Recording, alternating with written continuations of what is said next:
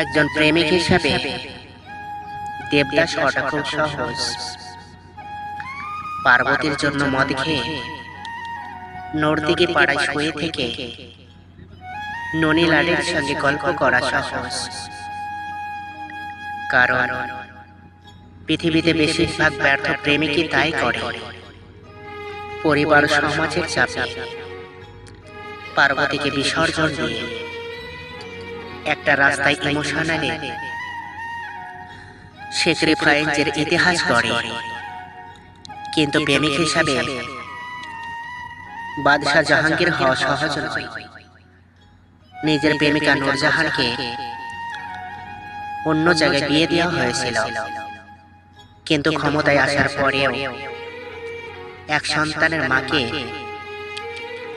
By হোক অথবা by হোক বিয়ে করে নিজের পাশে প্রাধান্য দিয়ে নারীর সর্বোচ্চ মর্যাদা দেওয়া সহজ নয়। জীবনের শেষ দিন পর্যন্ত সে তার ভালোবাসাকে পাশে রেখেছিল। ভালোবাসার জন্য কোনো নিয়ম নেই, নিয়ম তো মানুষের জন্য বানানো হয়।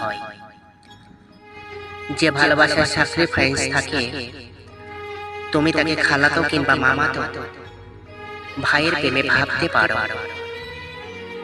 সেই পরিবারের অজুহাত দেখিয়ে সফল কিংবা ব্যর্থতার গল্প লেখা যায়।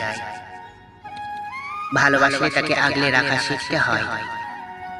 অথচ আমাদের এই সমাজে হাজারো দেবদাস আছে, কিন্তু জাহাঙ্গীরের বড্ড অভাব।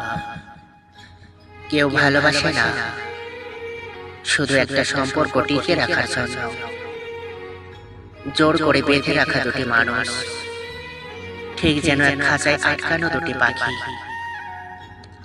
বাইরে থেকে সবাই বলে, বাহ কি চমৎকার দাম্পত্যতা, অথচ ভেতরে ভেতরে তাদের জীবনটা কাটার খাটে ঘুমানোর মতো। বছরের পর বছর কেটে যায়, অথচ মন ছুঁয়ে যায় না কেউ কাউকে। চুপচাপ এক ছাদের নিচে থাকা, একসাথে খাওয়া, একসাথে বাইরে যাওয়া, সবই নিয়মের মতো। অথচ সেই নিয়মের মধ্যে নেই কোনো সম্পর্ক, নেই কোনো ভালোবাসার কণ্ঠের সুর। আমরা বলি বদ্ধ সম্পর্ক কাগজে সই আছে, সমাজের অনুমোদন আছে, অথচ যে জীবনে অনুভব নেই, যে জীবনের সম্পর্কে উষ্ণতা নেই, সে সম্পর্ক কি আদি বৈধতা?